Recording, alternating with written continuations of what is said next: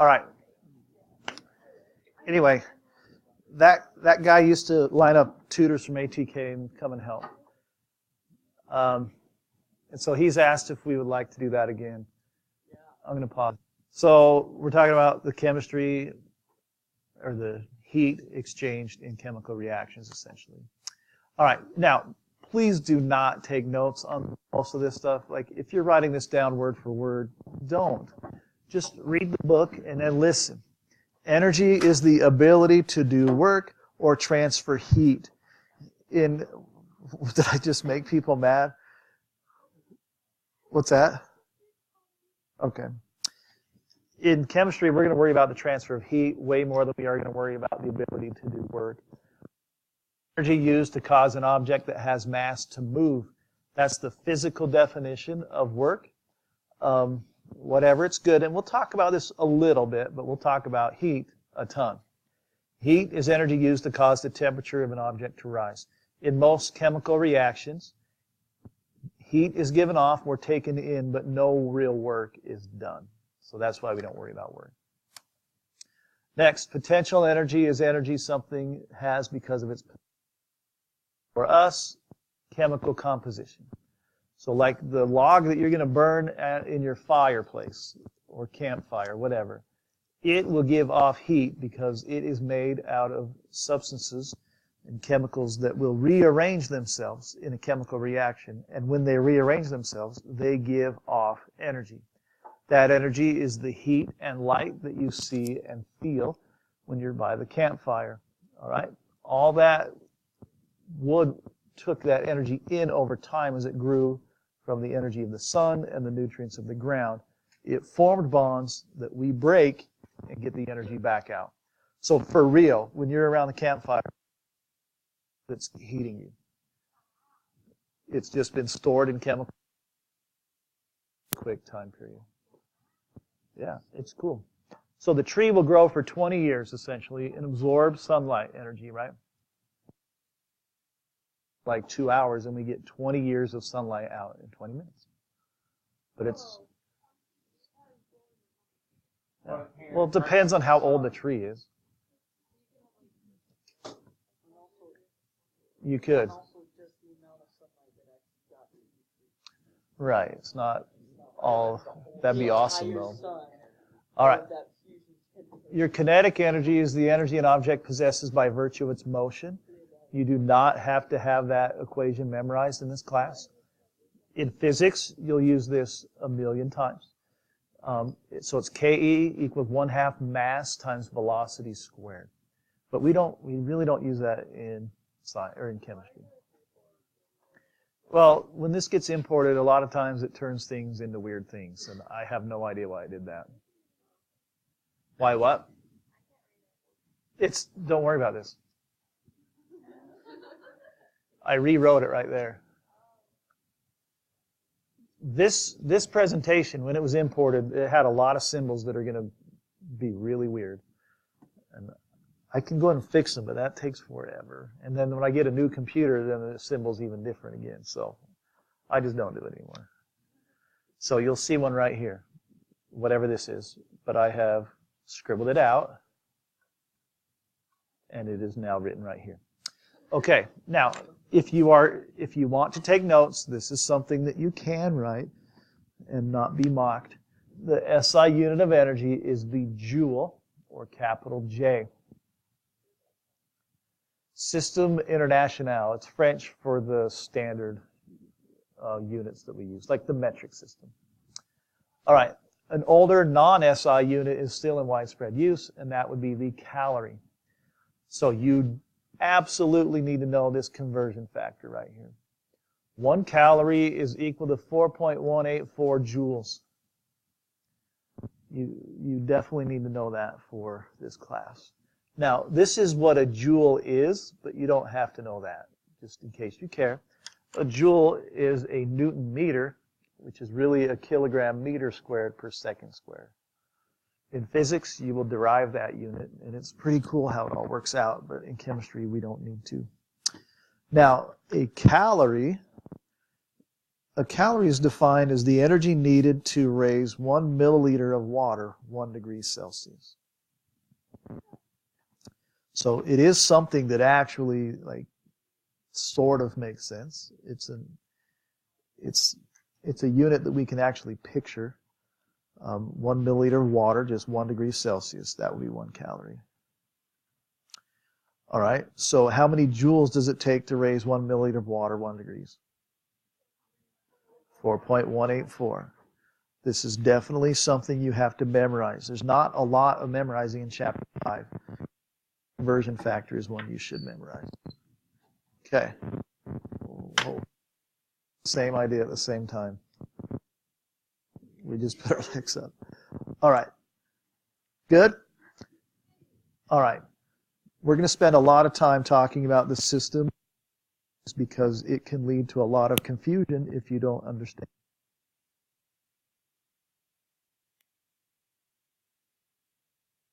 Chapter and really the rest of the year, we're going to talk about chemical reactions and the energy exchanges between the system and the surroundings. The system, when we talk, we're talking about the molecules or atoms involved in the chemical reaction. So the system includes the molecules we want to study. Here, it would be the hydrogen and oxygen molecules. So it would be the reaction H2 plus O2 goes to H2O. This would be the system. The surroundings would be everything else. So like the gas surrounding it, the piston and the cylinder, the air outside the piston, essentially we'll just say the universe. It's everything. The surroundings are everything except for the system.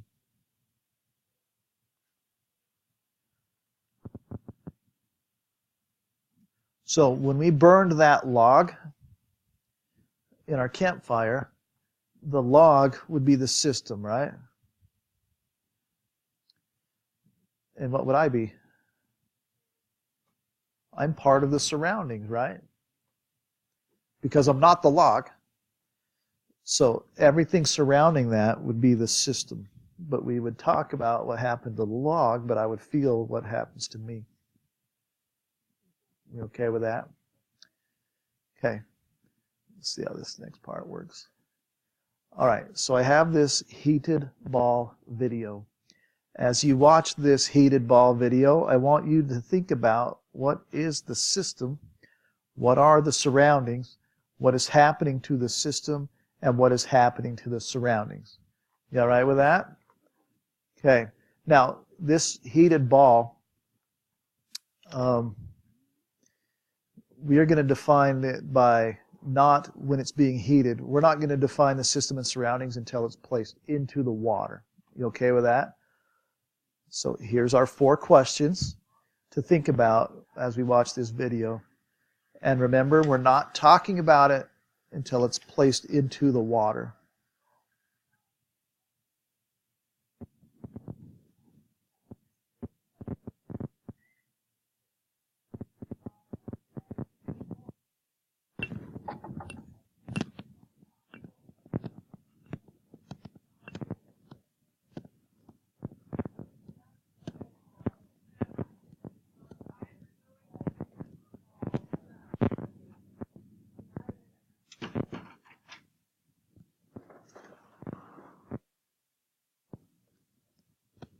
Super fascinating so far, right?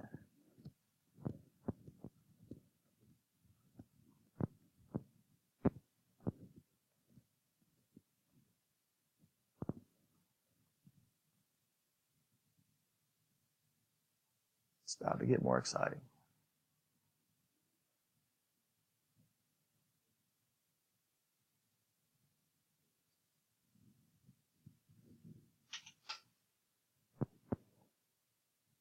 Maybe.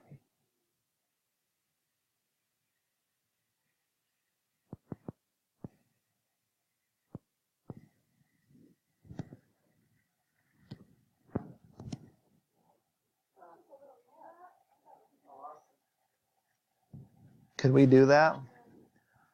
I guess I could. Not like right now, but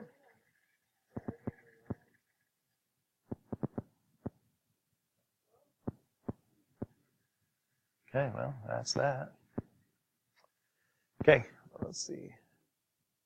Whoa, hey, did I literally pump? It probably was. Yep, just a little cup, like a teacup. Okay, so what I want you to do for the next minute or two is write your answer to these 4 questions in your notes somewhere. So once again, we're talking about the ball once it's placed in water. What is the system? What are the surroundings? What is happening to the system? What is happening to the surroundings?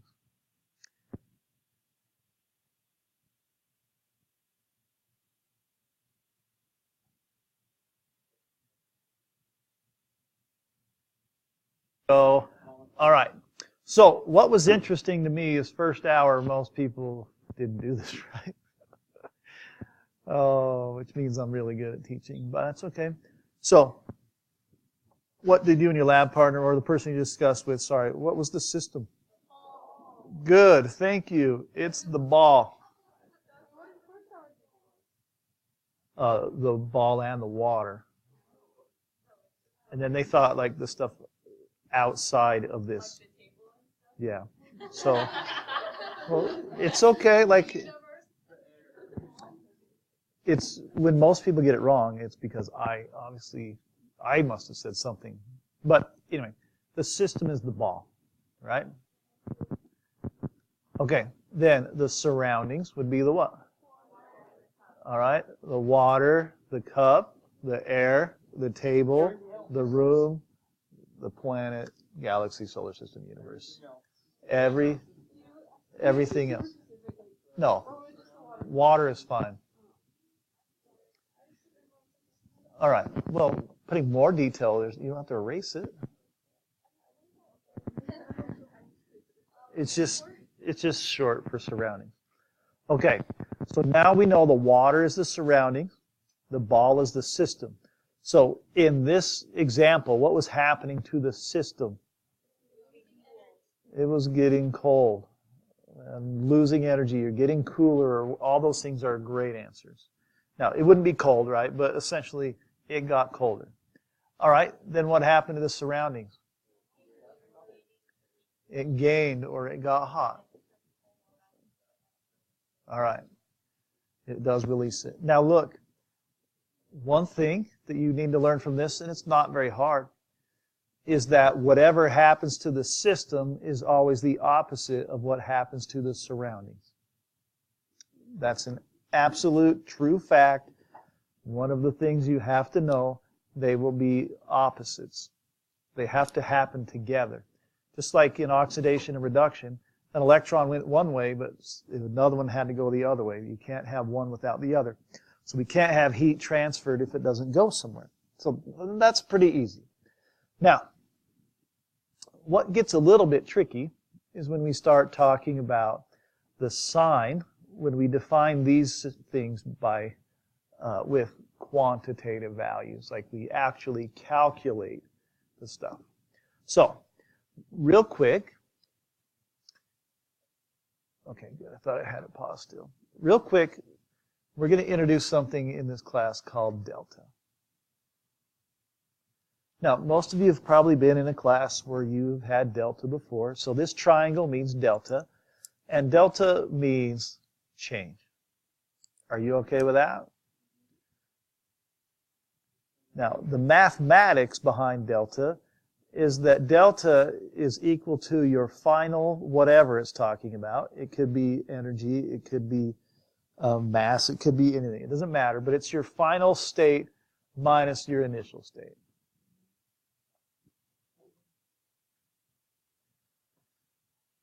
Now, I'm going to get rid of the word state because then you'll think solid, liquid, gas, but whatever. It's just final minus initial of whatever you're defining it by.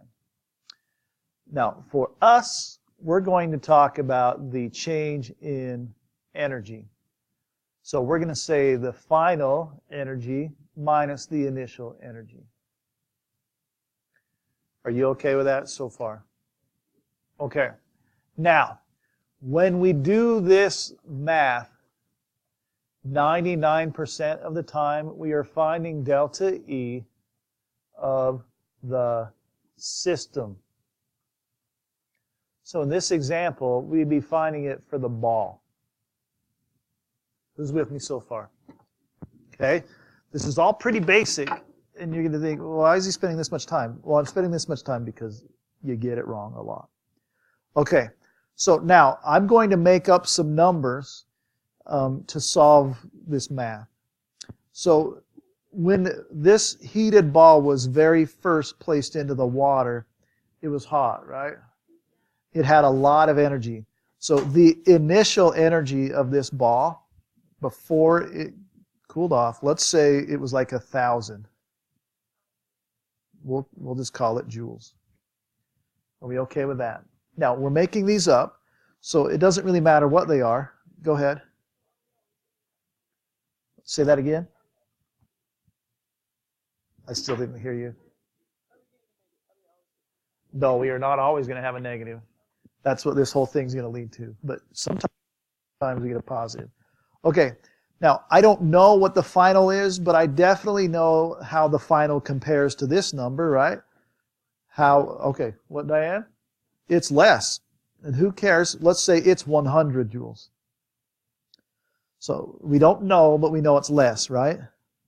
So doing this math now, what would our delta E be? Negative 900. Okay, joules, thank you. So what this right here is saying, which was my system, lost 900 joules. Now, where did that energy go? To the surroundings. So by putting this ball in, it lost energy, but the surroundings became hot. Correct? What if I were to touch this with my hand? It would burn. Now, my hand, in this example, what would my hand be? The surroundings. So please look. This process would have a name called an exothermic process. Now we need to tie some thermic process. My change in energy is always negative. Okay? If you're a note taker, that's the sentence that you should write. In an exothermic process, the change in energy is always a negative sign.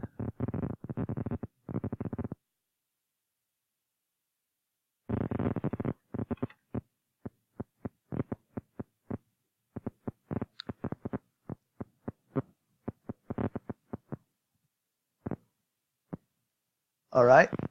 Now, I'm used to observing things from me. Like, I touch it, what do I feel? I feel heat because I'm part of the surroundings. And I would feel it as hot.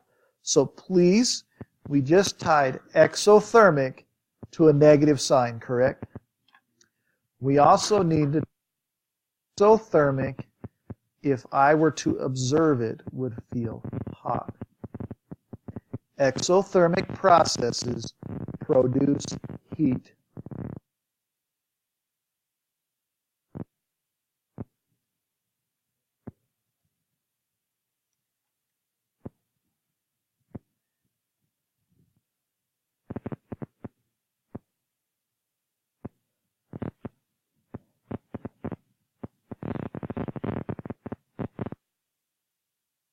See a mathematical negative value, to know if I touched that thing, I would feel it as warm.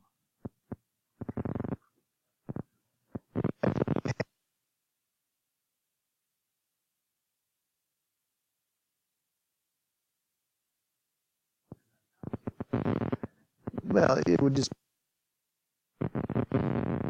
we're not, in this class, we're not going to. Okay, now, a really hot ball.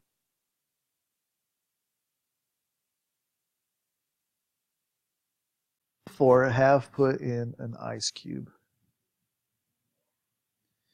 Okay, quickly together. What's the system?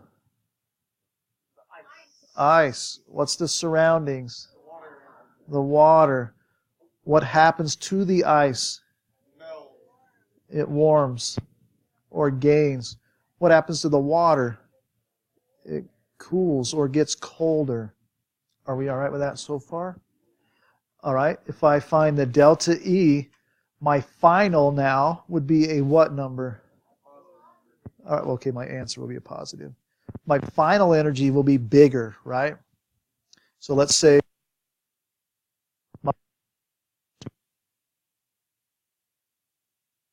I get positive 90. If this is a positive value, any ideas what we're going to call this?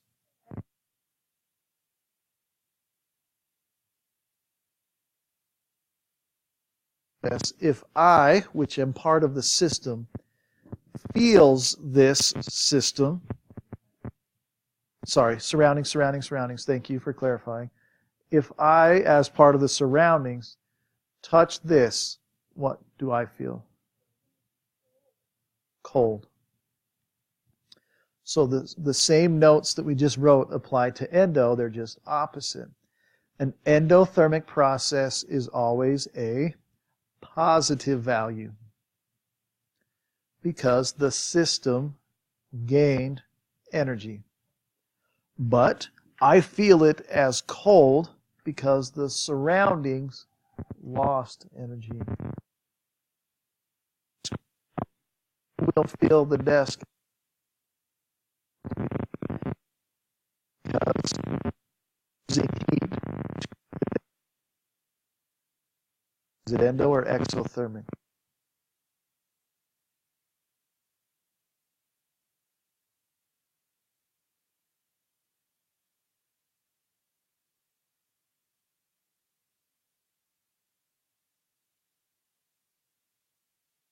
Negative value, right?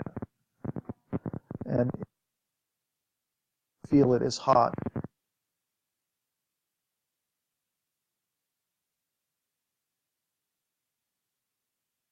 Cold.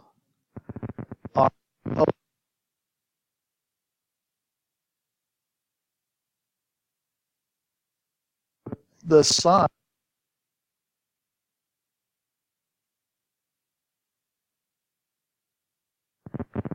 All right, we already did that. Now work, nothing really.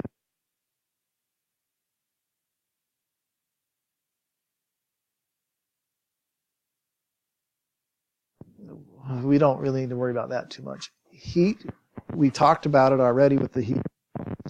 Energy can also be transferred as heat.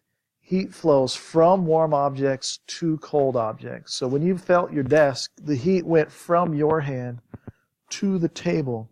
It wasn't coldness from the table traveling to your hand. It was you losing.